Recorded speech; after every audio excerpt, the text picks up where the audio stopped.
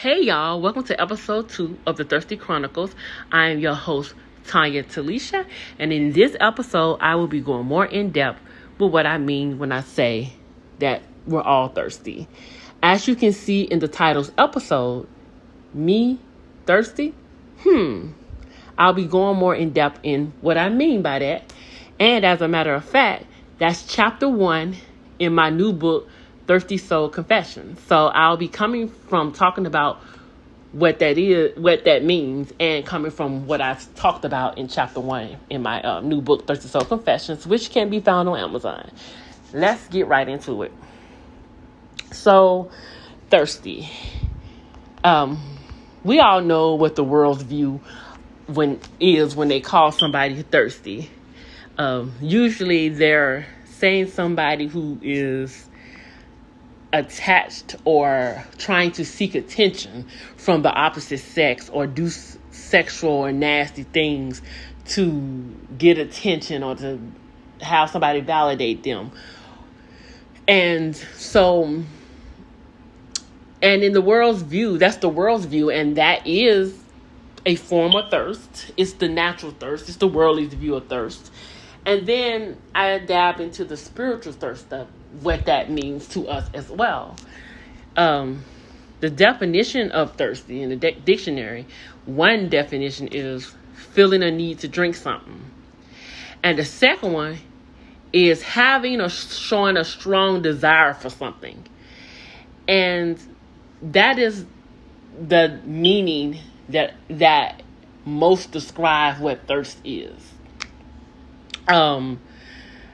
So when we're all thirsty for something, and I just kind of break it down to say that thirsty is nothing more than a need, a longing, and a desire for something or someone.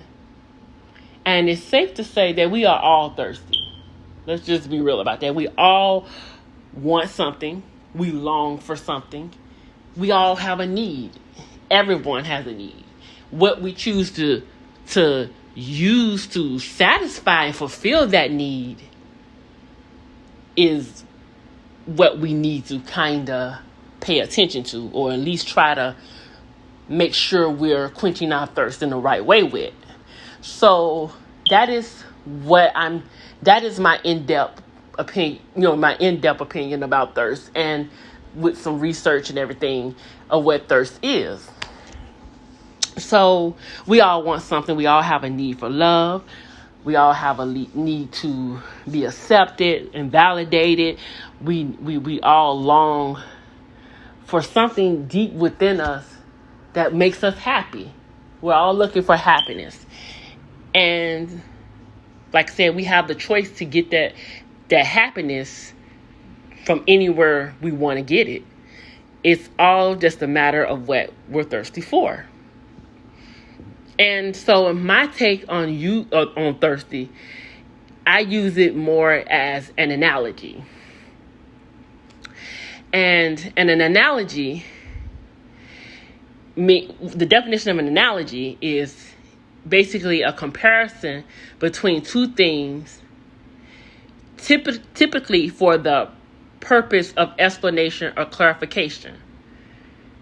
And also it's like comparing something concrete with something that is not concrete. You know what I'm saying? And if you don't understand what I'm saying, I'm about to go into that. The concrete thing is the thing that really fulfills us. Be that God, be it our spirituality, be it the love that we need and the purpose that we seek. Those things are concrete. You know, when we walk in our purpose and we turn to God, we find Jesus, that's usually something that is solid. It can't be touched. And so that's the spiritual thirst. That's what we should be quenching our thirst with the purpose, with God, with the thing that gives us the sense of belonging, that actually helps people, that actually help ourselves. The thing that isn't concrete is usually what most people are using to quench their thirst. Be it going from different relationships, trying to find something in somebody to make us happy and fulfill us. Be it just having sex with multiple people. Be it money. Be it education. Be it whatever we seek that will help us quench our thirst. Whatever it is to quench our thirst. We use that in a natural sense. So that's the thing that isn't concrete. Like I said, the concrete thing is the thing that actually is meant to quench us.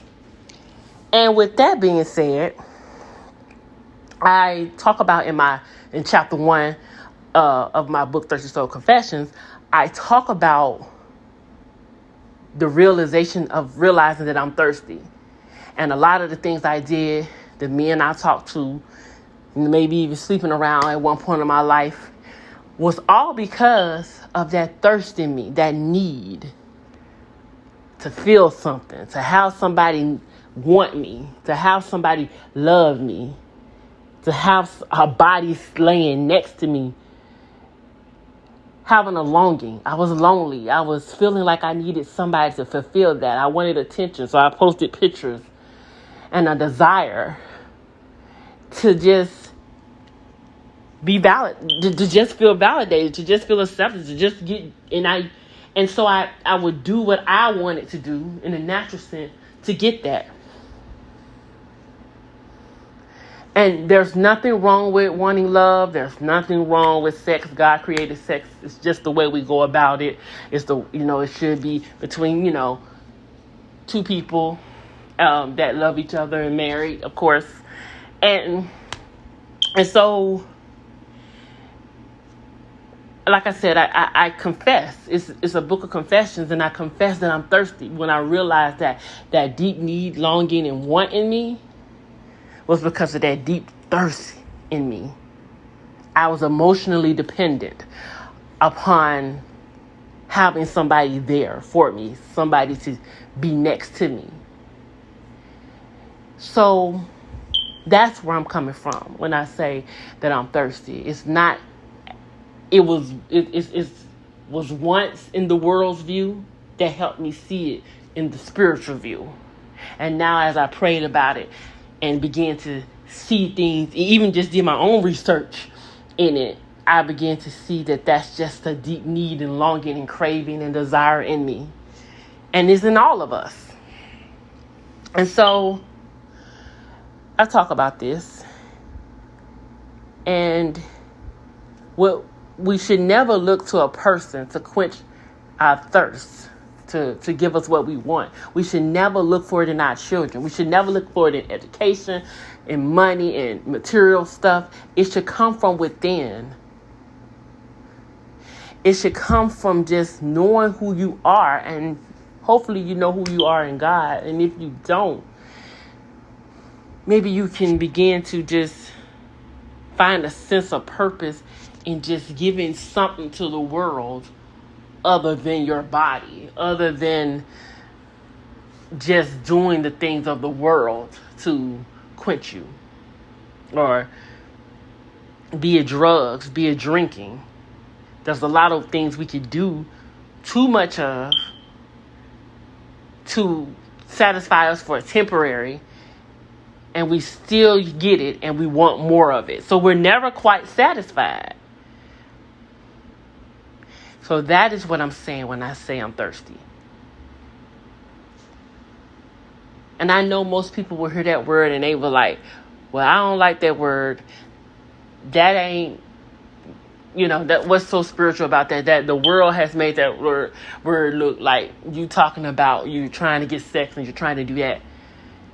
And yes, the world is the worldly view, the natural view is that we do want to have sex. If you're a human being, most of us, a lot of us, we do want to have sex and we do want love and all of that.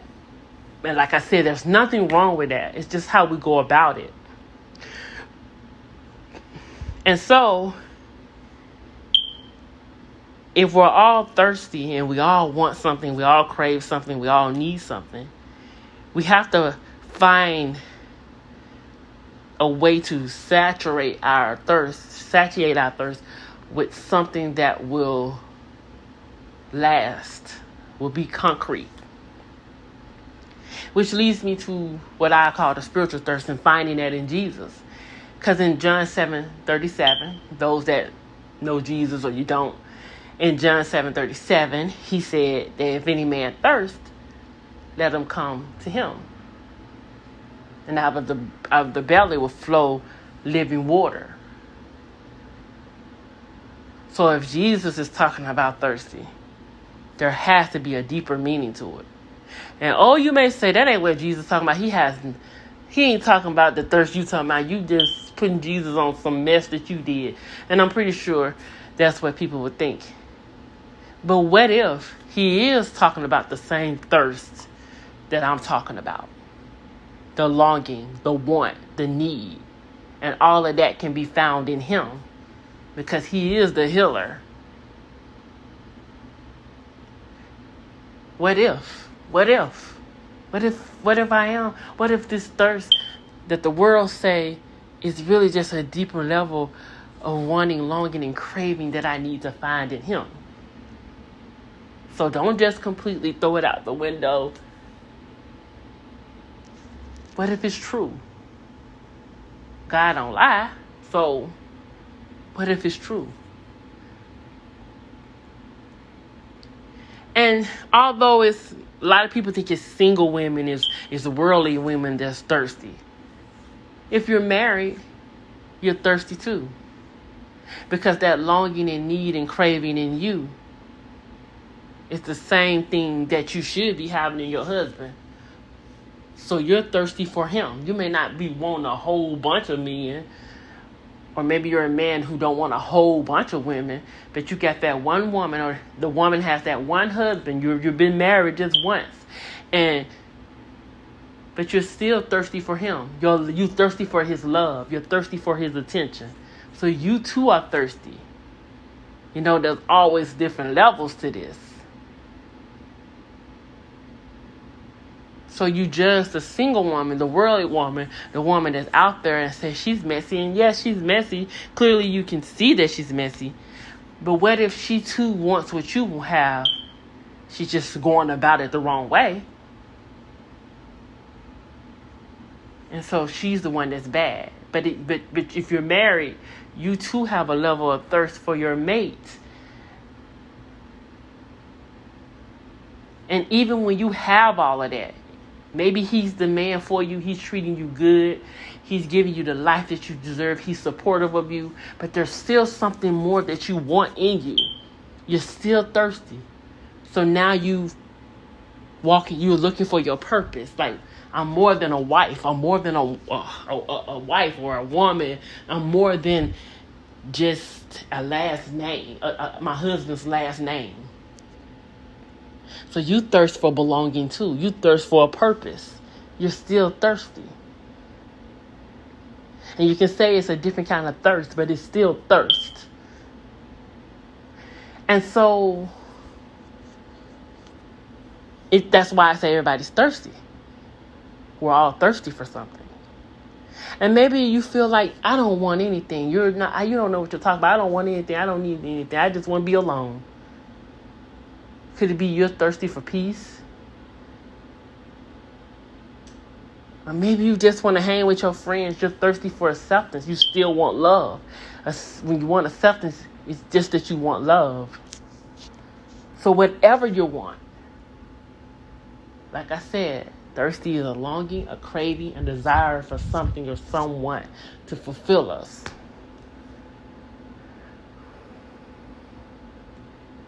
Because if you read in John 4, there was a woman at a well who had 5 husbands.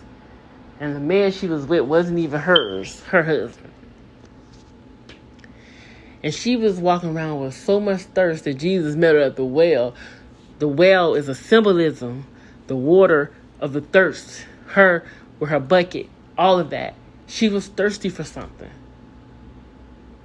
And until she had an encounter with him, she didn't even realize that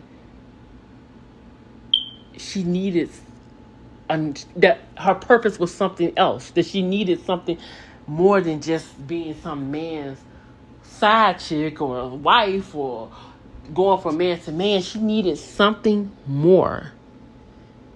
And Jesus was basically just giving it to her and offering it to her through living water. Could it be that you need living water to quench your never-ending thirst? Because as long as you live, you're going to be thirsty. We're going to all need a drink. Always. We always need water. And so my chapter, Me, Thirsty, in my book, Thirsty Soul Confessions, I explained this a little bit. And how we don't always quench those things, quench what we want in the right way until we self-evaluate ourselves and we realize that there's got to be more to life than this, than sleeping around, than drinking, than smoking. I want to do more with my life.